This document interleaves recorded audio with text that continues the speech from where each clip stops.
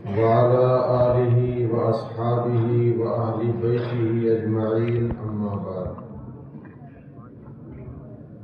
أعوذ بالله من الشيطان الرجيم بسم الله الرحمن الرحيم يا أيها الرسل كلوا من الطيبات واعملوا صالحا۔ بزرگان محترم،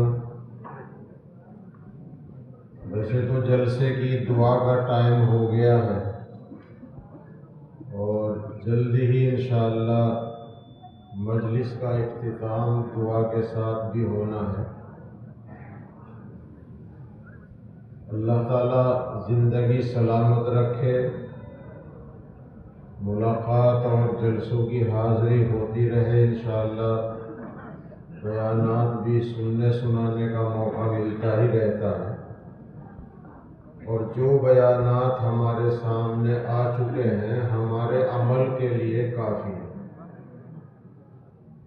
ایک پرچی پر ایک دو سوال آئے ہیں، ان کے تعلق سے کچھ نہ کچھ کہنا ضروری ہو گیا ہے۔ اسی کے تعلق سے میں نے قرآن کریم کی ایک آیت پڑھی ہے۔ اس آیت میں خدا پاک نے اپنے پیغمبروں کو اور اپنے نبیوں کو خطاب کر کے یہ بات فرمائی ہے، یا ایھا الرسل کلوا من الطیبات واعملوا صالحا۔ اے رسولو، حلال کھاؤ اور اچھے اعمال کرو۔ یہ سوال پیدا ہوتا ہے کہ ہم اہل سنت و جماعت کے نزدیک نبی رسول معصوم ہوتا ہے۔ انسانوں میں نبی کے علاوہ کوئی معصوم نہیں ہوتا، ولی معصوم نہیں ہوتا، لیکن نبی معصوم ہوتا ہے، اسے گناہ کا خیال بھی نہیں آتا۔ بھول اور خطا تو نبی سے ہو سکتی ہے کیونکہ وہ بھی انسان ہے، لیکن نبی گناہ نہیں کرتا، اس سے گناہ کا صدور نہیں ہوتا۔ انسانوں میں صرف نبی ہی معصوم ہوتا ہے یا پھر فرشتہ معصوم ہے۔ اور حرام کھانا گناہ کی بات ہے، تو نبی تو حرام کی طرف قدم بھی نہیں بڑھاتا، سوچتا بھی نہیں، تو خدا تعالیٰ نے اپنے نبیوں کو یہ بات کیوں فرمائی کہ اے رسولو، حلال کھاؤ اور اچھے اعمال کرو؟ نبی تو کھاتا ہی حلال ہے۔ رسول پاک صلی اللہ علیہ وسلم کے حالات جو کتابوں میں ملتے ہیں، آپ کے متعلق یہ ملتا ہے کہ آپ نے کبھی اپنے معصوم بچے کے حلق کے نیچے بھی کوئی مشتبہ چیز نہیں اترنے دی۔ جیسے حضرت محمد صلی اللہ علیہ وسلم کے لیے صدقہ جائز نہیں تھا، تو آپ کی نسل کے لیے بھی صدقہ جائز نہیں۔ اگر کوئی اصلی سید ہو تو اسے زکوٰۃ اور صدقہ دینا جائز نہیں، اگر وہ غریب ہے تو مسلمانوں پر اس کی مدد کرنا لازم ہے، مگر زکوٰۃ یا فطرے سے اس کی مدد نہیں کی جا سکتی، اس میں اس کی توہین ہے۔ جیسے اگر اپنے ماں باپ غریب ہوں تو اپنے ماں باپ کا خرچ اٹھانا لازم ہے، مگر اپنے ماں باپ کو زکوٰۃ یا فطرہ یا واجبی صدقہ نہیں دیا جا سکتا۔ ماں باپ بوڑھے ہیں، کمانے کے قابل نہیں اور غریب ہیں، تو لڑکوں پر بھی ان کا خرچ اٹھانا واجب ہے، لڑکیوں پر بھی واجب ہے کہ اپنے ماں باپ کا خرچ اٹھائیں اور ان کی مدد کریں، مگر زکوٰۃ یا صدقے سے نہیں۔ ایسے ہی اپنی اولاد کی اولاد اپنے بیٹے، اپنے پوتے، اپنی بیٹیاں، اپنے نواسے نواسیاں اگر وہ غریب ہیں تو ان کی مدد کرنی پڑے گی، لیکن ان کو زکوٰۃ یا فطرہ یا صدقہ نہیں دیا جا سکتا۔ ایسے ہی شوہر اپنی بیوی کو زکوٰۃ یا صدقہ نہیں دے سکتا۔ شوہر مالدار ہے، بیوی غریب ہے اور غریب گھر کی ہے، اور اس کے پاس سونا چاندی بقدر نصاب نہیں ہے، تو شوہر اپنی زکوٰۃ، اپنا فطرہ اپنی بیوی کو نہیں دے سکتا، بیوی کا خرچ اٹھانا پڑے گا۔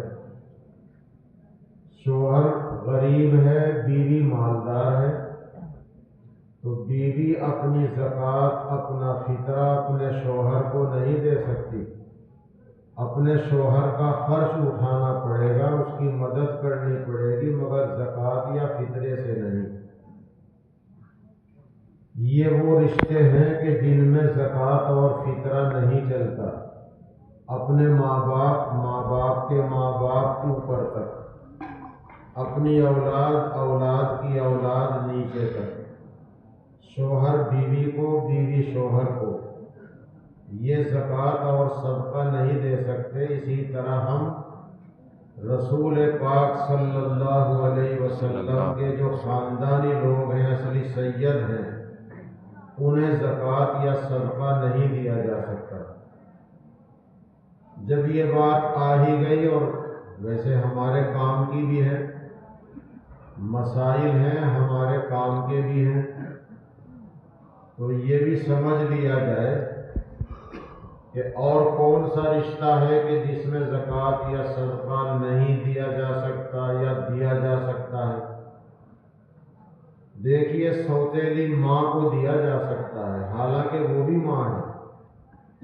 باپ نے جس عورت سے نکاح کر لیا ہے وہ اولاد کی اماں ہی ہو جاتی ہے، اس سے پردہ نہیں ہوتا، اور باپ نے جس عورت سے نکاح کر لیا ہے اس سے اولاد کا کبھی نکاح نہیں ہو سکتا، وہ ماں ہی ہے۔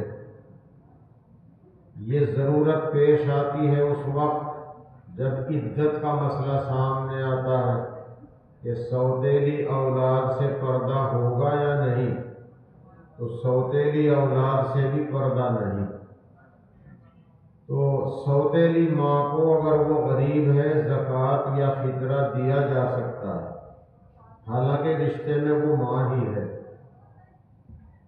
داماد اگرچہ اولاد کے درجے میں ہے، اگر داماد غریب ہے تو داماد کو زکوٰۃ یا صدقہ دیا جا سکتا ہے، اگرچہ وہ خرچ کرے گا دینے والے کی اولاد پر، اولاد کی اولاد پر۔ مان لیجئے کسی کی بیٹی گھر میں ہے تو بیٹی کو زکوٰۃ نہیں دے سکتا، لیکن ہاں داماد غریب ہے، داماد کو دے سکتا ہے، اور داماد خرچ کرے گا اسی کی بیٹی پر یا اس کی بیٹی کے لڑکوں پر، لڑکیوں پر، لیکن داماد کو دینا جائز ہے۔ تو میں نے یہ عرض کیا کہ رسول اللہ صلی اللہ علیہ وسلم کے لیے صدقہ جائز نہیں تھا۔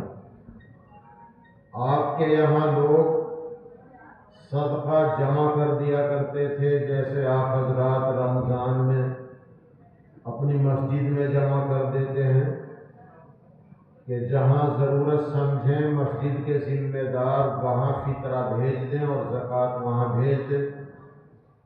تو صحابہ کرام رضی اللہ تعالی عنہم اس طرح اپنا فطرہ، اپنا صدقہ رسول پاک صلی اللہ علیہ وسلم کے پاس جمع کر دیا کرتے تھے۔ تو وہاں صدقے کی کھجوریں رکھی ہوئی تھی۔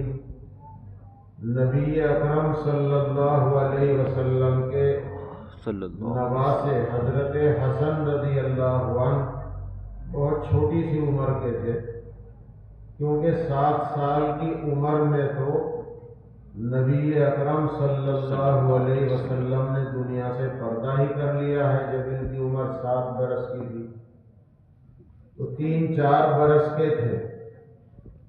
انہوں نے ایک صدقے کی کھجور اٹھائی اور منہ میں رکھ لی، تو نبی اکرم صلی اللہ علیہ وسلم نے یہ سوچ کر چھوڑا نہیں کہ بچہ ہے، معصوم ہے، کچھ خبر بھی نہیں، چلو کھانے دو۔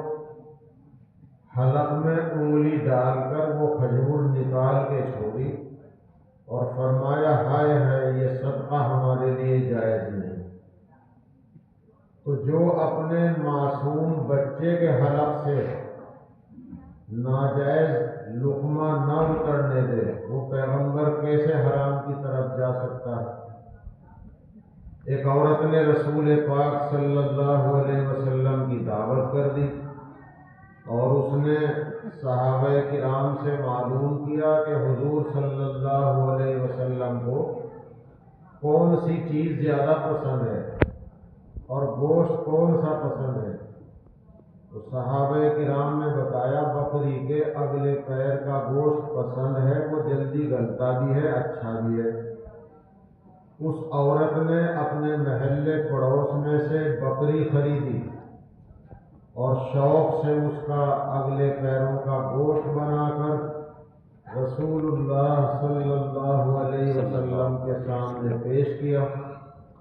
آپ تشریف لائے، دسترخوان پہ بیٹھے اور پہلا ہی لقمہ منہ میں رکھا، بوٹی منہ میں رکھی، آپ نگلنا چاہتے ہیں، وہ نگلی نہیں جاتی۔ تو آپ نے فرمایا کہ یہ بوٹی مجھے بتا رہی ہے کہ میں مالک کی اجازت کے بغیر پکایا گیا ہوں۔ آپ نے یہ بات بتائی تو وہ دعوت کرنے والی کے پیروں کے نیچے کی زمین کھسک گئی کہ یہ کیا ہو گیا؟ حضور پاک صلی اللہ علیہ وسلم کیا فرما رہے ہیں؟ میں نے تو بکری خریدوائی ہے، یہ کوئی چوری کی بکری نہیں ہے۔ اس نے بتایا کہ میں نے بکری خریدی ہے۔ اب اس کی تفتیش کرائی، یہ پتہ چلا کہ بکری کا مالک شوہر تھا، وہ گھر نہیں تھا، عورت نے بکری شوہر سے پوچھے بغیر بیچی ہے۔ اب رہی بات فتوے کی، دیکھیے فتوے کی روح سے اس کو ناجائز نہیں کہا جا سکتا، اس لیے کہ عورت اپنے گھر میں چوری تب تو کر سکتی ہے کہ جب وہ سامان ایسا ہو جو شوہر کی نظروں میں نہ آتا ہو۔ جو سامان شوہر کی نظروں میں رہتا ہو اس کی چوری کرنا آسان نہیں۔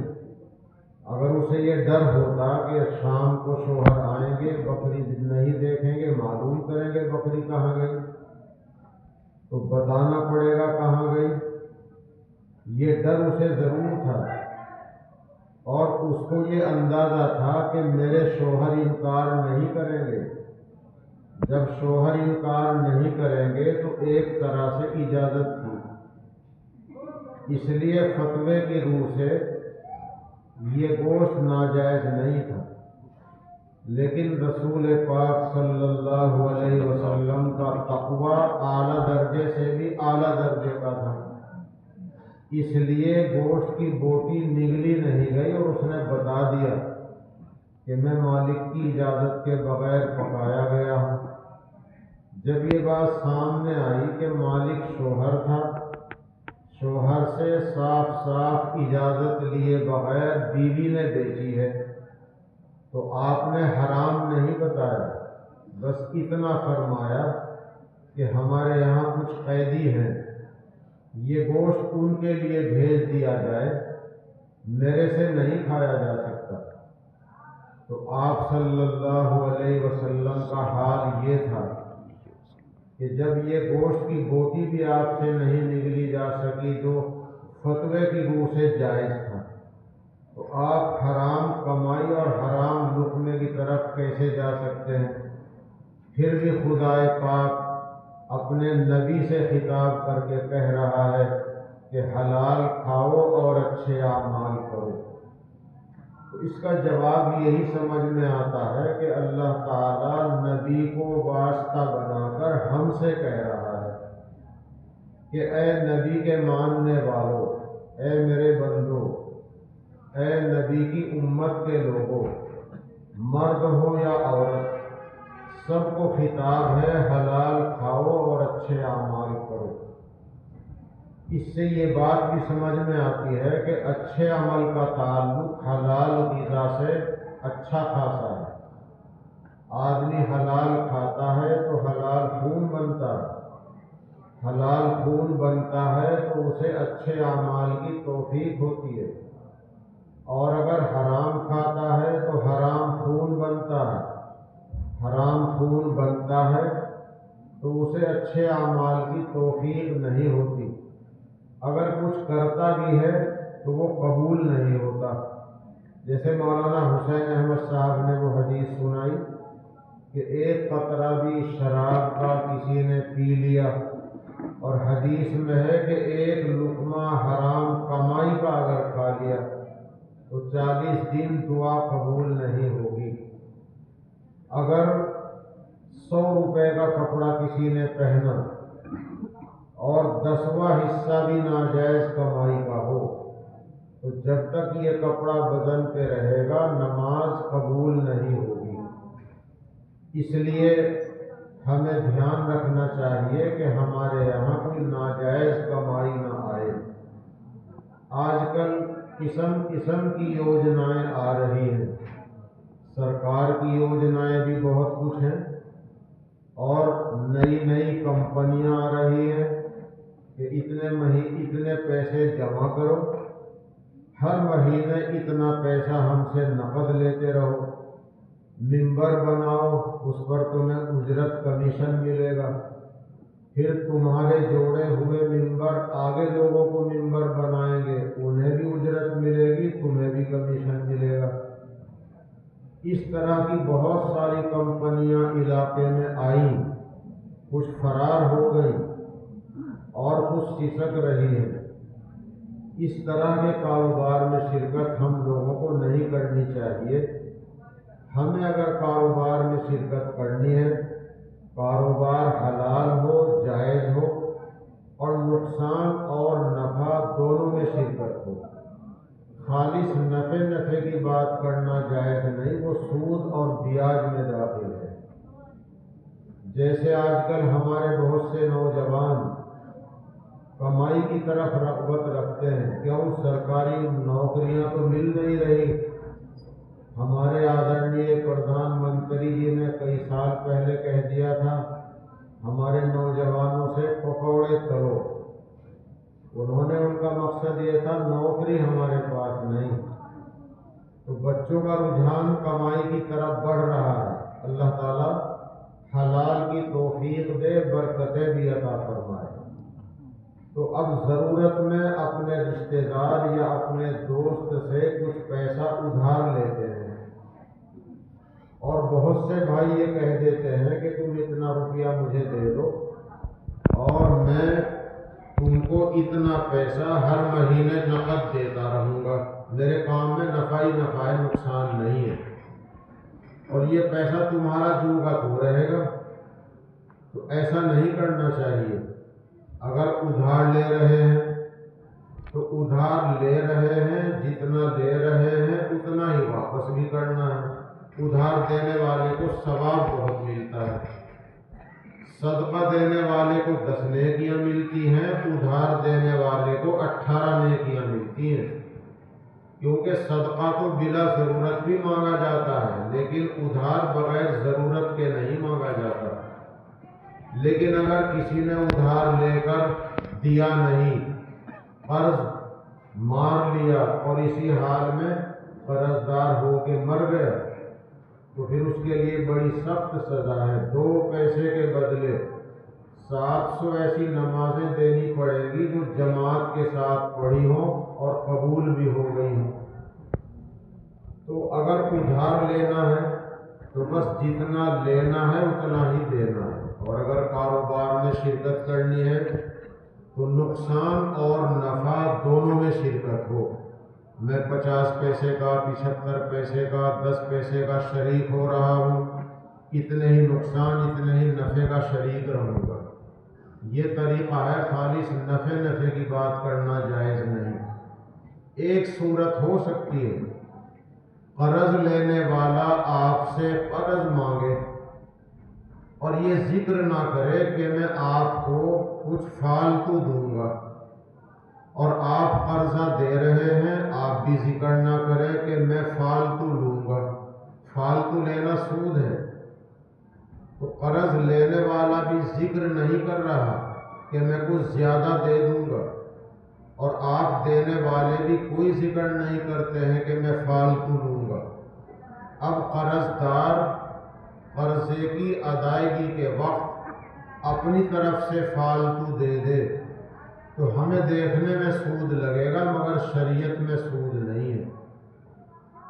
زیادہ لینے کا ذکر نہیں کیا، دینے کا ذکر نہیں کیا، ادائیگی کے ٹائم اس نے خود ہی کچھ زیادہ دے دیا، اس کو تو ہدیہ کہہ سکتے ہیں، گفٹ کہہ سکتے ہیں۔ اور اگر پہلے ہی ذکر تھا زیادہ لین دین کا، وہ بیاج ہے، حرام ہے۔ اس طریقے کی کچھ یوجنائیں سرکار کی بھی ہیں، ان سے فائدہ اٹھانا چاہیے۔ اور ماشاءاللہ ہمارے پاس سرکار کے نمائندے موجود ہیں، اور وہ بتاتے رہتے ہیں کہ سرکار کی فلاں یوجنا لوگوں کے لیے، غریبوں کے لیے آ رہی ہے، اس سے فائدہ اٹھائیے۔ مثلا ایک بات یہی ذہن میں آ گئی، ندھی ملتی ہے، تو اب اگر ندھی اتنے ادھیکار کے ساتھ ملتی ہے کہ آپ جہاں چاہے خرچ کریں، ایس ڈی ایم صاحب، ڈی ایم صاحب کوئی پوچھ گچھ نہیں کریں گے، آپ کو فل اختیار ہے، تو جب اتنا اختیار ہے تو وہ مسجد کو بھی دے سکتے ہیں، مدرسے کو بھی دے سکتے ہیں۔ اور اسی طرح کی جو یوجنائیں آ رہی، مثلا 60 سال سے اوپر والوں کے لیے 2000 یا 1500 پینشن ملتی ہے، اگر سچ بول کر آدمی لے رہا ہے کوئی حرج نہیں، جھوٹ نہ بولے، سچ بول کر اگر لے رہا ہے تو جائز ہے۔ اس کو اللہ کے نام پر بھی خرچ کر سکتے ہیں، اس کو اپنے اوپر بھی خرچ کر سکتے ہیں، لیکن جھوٹ بول کے نہ لیا جائے۔ کچھ لون ایسے ہیں کہ وہ لون چھوٹ کے ساتھ ملتے ہیں، مثلا 1 لاکھ روپیہ قرض ملا اور سرکار کا نیم ہے کہ 80,000 جمع کر دینا، ہم یوں سمجھیں گے کہ 20,000 سود ہو گیا، نہیں، یہ سود نہیں ہے۔ ہم نے 1 لاکھ روپیہ سرکار سے قرض لیا ہے اور سرکار ہم سے 80,000 واپس لے رہی ہے، ایک تاریخ طے ہو گئی، تاریخ طے ہونے کے بعد لازم ہو گیا کہ ہم ادائیگی کریں، لیکن ہم نہیں کر سکے۔ اب سرکار 80,000 پر بڑھانا شروع کرے گی، تو یہ بڑھا رہی ہے سود کے نام پر، مگر شریعت میں وہ سود نہیں ہے۔ شریعت میں سود تب بنے گا جب جتنا ہم نے لیا تھا اس سے بھی 1 پیسہ اوپر بڑھ جائے۔ ہم نے تو 1 لاکھ لیا تھا اور سرکار کو 80,000 دینا تھا، ہم نے ٹائم پہ ادا نہیں کیا، وہ 85 ہو گیا، پھر وہ 90 ہو گیا، 95 ہو گیا، ہم نے ادا نہیں کیا۔ بس یہ سمجھیں گے کہ چھوٹ کم ہوتی جا رہی ہے، لیکن 1 لاکھ سے بڑھ کر 1 پیسہ اوپر چلا گیا، یہ 1 پیسہ سود ہو جائے گا۔ جتنا لیا تھا جب تک اتنا رہے گا، اس سے کم رہے گا، سود نہیں۔ تو ایسی یوجنائیں جو غریبوں کے لیے ہیں، کاروبار کے لیے ہیں، جس میں سود کا لین دین نہ ہو، ایسی یوجناؤں سے فائدہ اٹھانے میں کوئی حرج نہیں، لیکن فائننس والی شکل، اس میں بھی سود کا لین دین ہے، سخت مجبوری کے بغیر اس کی اجازت نہیں۔ سود کا لین دین اگر ہوتا تو پرچی پر جو سائل نے سوال لکھا ہے وہ خاص طور سے نشے کے بارے میں اور سود کے بارے میں لکھا ہے۔ میں مختصر سی بات اس کے بارے میں عرض کرتا ہوں۔ دیکھیے، نشہ ایمان کے لیے انتہائی خطرہ ہے، جان کے لیے بھی خطرہ ہے، ایمان کے لیے خطرہ ہے، اور یہ جو کیمیکل والا نشہ چلا ہے جسے اسمیک کہتے ہیں، آدمی اگر 2-4 سال اس کو استعمال کر لیتا ہے تو تجربے کار لوگوں نے بتایا ہے وہ بچہ، وہ جوان گھر گھرستی کے قابل نہیں رہتا، وہ بیوی بچوں کے لائق نہیں رہتا۔ اس لیے اس قسم کے نشے کو، اور یہ نشہ چاہے بیئر کا ہو، ایک چھوٹی بوتل آ رہی اس کا نام بھی اسٹیل سا کچھ لیتے ہیں، بچوں کو اس کا عادی بنایا جا رہا ہے، بیئر کو پھلوں کا جوس بتا کر پلائی جاتی ہے، تو یہ سب چیزیں شراب کا بدلا ہوا نام ہے۔ حدیث میں لوگ شراب کے اتنے عادی اور شوقین ہو جائیں گے کہ لوگ نام بدل بدل کر پیئیں گے۔ نشہ کرنے والے کے لیے کوئی گارنٹی نہیں کہ اس کا خاتمہ ایمان پر ہو، اس کا خاتمہ بے ایمانی کی حالت میں ہونے کا قوی اندیشہ ہے۔ حدیث میں ہے شارب الخمر کعابد الوثن، کہ نشہ کرنے والا بتوں کے پوجنے والے کے مثل ہے۔ اس لیے ہم اپنے بچوں کو، اپنے بھائیوں کو ان چیزوں کے قریب نہ آنے دیں، پوری کوشش کریں کہ ہمارے گاؤں میں یہ لت داخل نہ ہو۔ سود کے تعلق سے، سود اتنی گندی اور خراب ترین چیز ہے، حدیث پاک میں ہے کہ 1 درہم، 1 روپے کا چھٹا حصہ اگر سود کا، بیاج کا اپنے نجی کام میں لگایا، نجی کام میں، تو اپنی ماں کے ساتھ منہ کالا کرنے سے بھی زیادہ بڑا پاپ ہے۔ یہ سود ایسی گندی چیز ہے۔ تو پہلے تو مسئلہ ہی یہ تھا کہ بینکوں میں پیسہ ہی جمع کرنا جائز نہیں، بینکوں سے سود ملتا ہے، لیکن پھر پیسے کی حفاظت کرنا مشکل ہو گیا، ڈکیتی پڑنے لگی، اور پیسے کی حفاظت گھر میں کرنا بہت مشکل ہو گیا، تو مفتیان کرام کے پاس مجبوریاں آئیں، لوگوں نے مجبوریاں رکھی، تو مفتیان کرام نے اجازت دی حفاظت کی نیت سے پیسہ جمع کر دو، وہاں سے سود نہ لو، حفاظت کی نیت سے سادہ اکاؤنٹ کھلواؤ، ایف ڈی مت کرو جس میں پہلے ہی ڈبل لینے کی نیت ہے۔ جیون بیمہ حرام ہے، زندگی کا بیمہ، گاڑیوں کا بیمہ قانونی مجبوری ہے، جائز ہے، یا سرکاری ملازم ہے اور وہ انکم ٹیکس وغیرہ سے بچنے کے لیے بیمہ کرانا چاہتا ہے تو صحیح عالم دین سے مشورہ کرے، اس کے لیے کوئی شکل ہو تو وہ بتائیں گے۔ عام طور پر جیون بیمہ حرام ہے۔ جیون بیمہ کرا کے آدمی مر گیا، سود کی رقم اولاد نکالے گی اور پٹائی قبر میں باپ کی ہوگی، اس سے کوئی فائدہ نہیں۔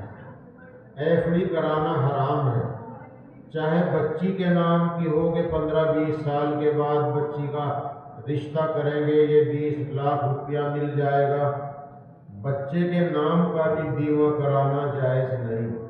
ہاں اگر کوئی ایسی یوجنا ہو کہ بچہ پیدا ہوا اور اس کا فارم بھرا گیا، کوئی پیسہ ماں باپ نے جمع نہیں کیا، بس فارم بھر دیا، اور 15-20 سال کے بعد سرکار بچے کے نام پر کچھ پیسہ دے، اس کا لینا جائز ہے۔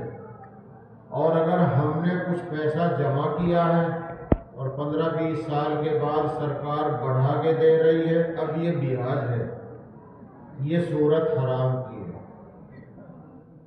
تو مفتیان کرام نے کہا بھئی حفاظت کی نیت سے سادہ اکاؤنٹ کھلوا کر پیسہ بینک میں جمع کر دو، وہاں سے سود نہ لو۔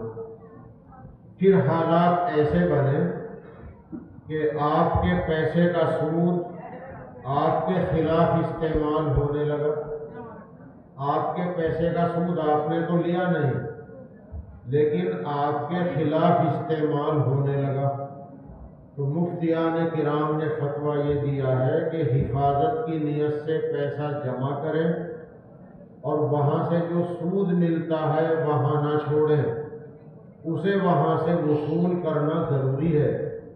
پھر یہ اتنی گندی چیز ہے، اس کا مصرف کیا ہے؟ تو مصرف یاد کر لیں، सरकारी सूद में दिया जा सकता है। सरकारी बैंक से सूद मिला है और सरकारी बैंक दूसरे से सूद ले रहा है या उसी से ले रहा है, तो सरकारी सूद में दे सकते हैं, चाहे अपना हो चाहे दूसरे का हो।